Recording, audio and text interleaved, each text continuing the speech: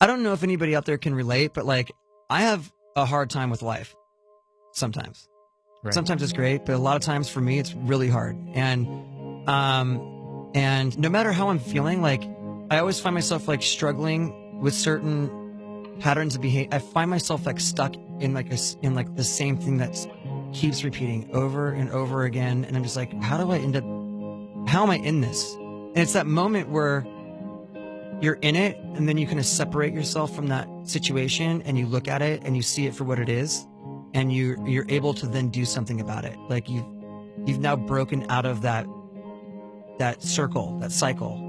And are you kind of, because the first couple of lines on the track make me think that you were like overthinking things in your life? Is it like it could be. I mean, honestly, like there's so many circumstances that for me that relate to this situation, but like I know that for me, when I'm inside myself, when I'm in my own head, it gets this place right here, this skull between my ears. That is a bad neighborhood, and I should not be in there alone.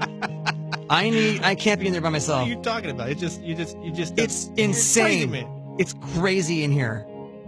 This is a bad place for me to be by myself. And so when I'm in that, like my whole life gets thrown off. Like if I'm in there, like I don't say nice things to myself. Like there's another Chester in there that's like wants to take me down. And so, and I find that it could be whether it's substances or whether it's behavior or whether it's like depressive stuff or whatever it is. Like if I'm not like actively like getting out of myself and being with other people, like being a dad, being a husband, being a bandmate, like being a friend, helping someone out. Like if I'm out of myself, I'm great. If I'm inside all the time, I'm horrible. I'm a mess. And so for me, it's like that was kind of where I don't like my mind right now, stacking up problems that are so unnecessary. You know, that's where that came from for me. And but it's the moment where it's like realizing like I drive myself nuts, like actually thinking that like all these are real problems. Like all the stuff that's going on in here is actually just, I'm doing this to myself. And regardless of whatever that thing is. And so this is that like conscious awareness of that thing. And like when you can step back and look at something, like you're actually elevating yourself consciously. Like you're enlightened at that point, right, to a certain degree. And so this is that moment of enlightenment where you go, you know, I could do something about this, and by doing it, I can move forward and get unstuck from this, and I could actually be able to, for me, it's like I can live with life on life's terms. Like I can experience the whole spectrum of humanity and not want to get out of it, whether it's happiness, sadness, or whatever. Like I just want to, like when I'm in it, I just want to get out of however I'm feeling, no matter what it is. So when you wrote this song, you were clearly in that bad neighborhood in your brain.